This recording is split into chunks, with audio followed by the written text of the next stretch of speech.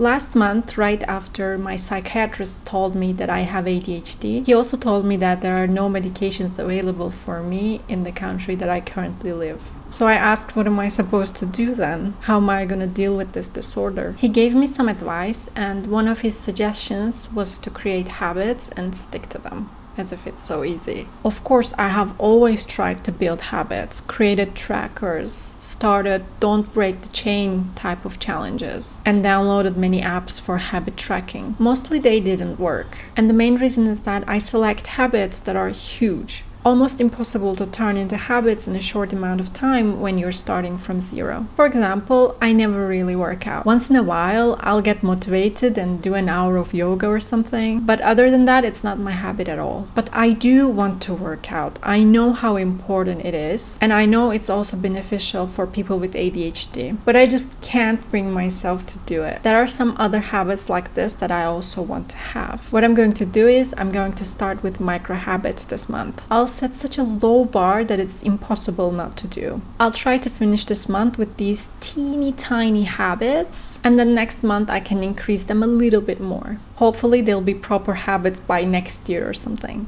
It's better late than never, and consistency is better than doing something once a year in big amounts. So let's get to my notebook and create my habits list and its tracker. Today is actually not the beginning of a week or the month, but I don't care. I am tired of my perfectionism. I'll start doing things in the middle of the week, middle of the month, middle of the year.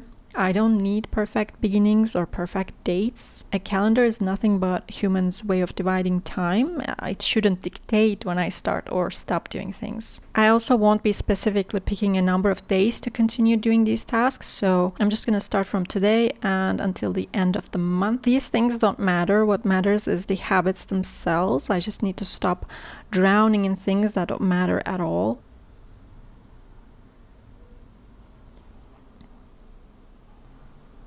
So the first tiny 2-minute habit that I want to start is work out.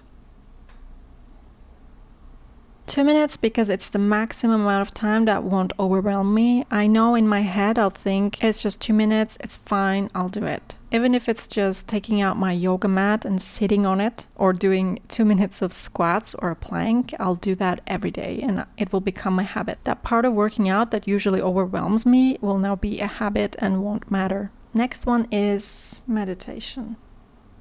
Let's also write here the month. It's October. For years, literally years, I wanted to meditate. I'm very interested in meditation, Buddhism, and East Asian philosophies, but I can never really get into them properly because I really suck at meditation. My monkey mind never stops, and then I start thinking about whether I'm meditating correctly. My brain just never ever stops.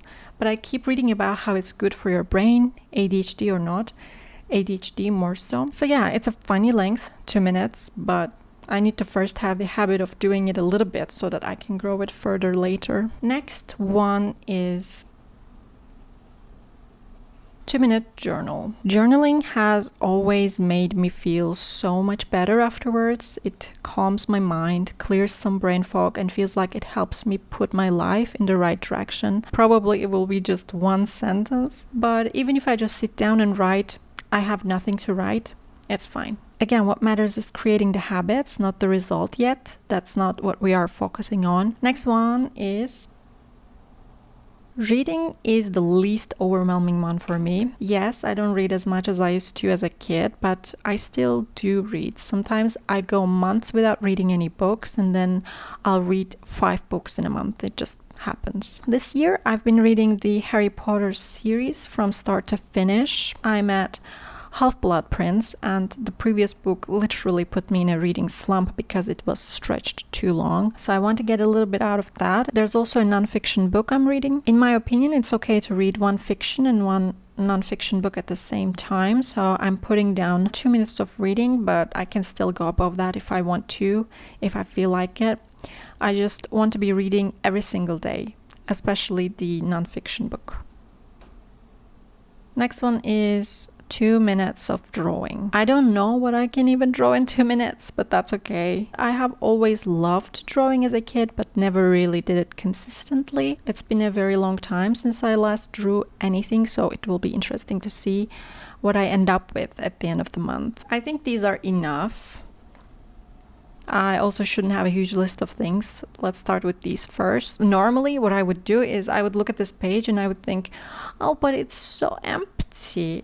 And then I would just fill it with things to do, fill it with so many habits to track, and then get overwhelmed and do none of them at all. So it's okay to have a couple of things to focus on and track rather than a huge list of things that I will not even do in 2 days. This is my short little lame list of habits, but it's okay. By the end of the month, I will show you how it went, whether I was able to stick to them or not, how my habit tracker looks, and whether the 2-minute micro habit method worked or not. All right, so that's it for today's habit setup. I'm excited to see how these tiny 2-minute habits grow over the month. I need to remember that it's not about doing everything perfectly or starting on a perfect day. It's about starting, even if it's just a little. So I'll check back with you at the end of the month to see how it went, share what worked and what didn't. If you're trying something similar, start small, keep it simple, and don't stress about the results. Just focus on starting it. Thank you for following along, and I'll see you guys next time. Bye!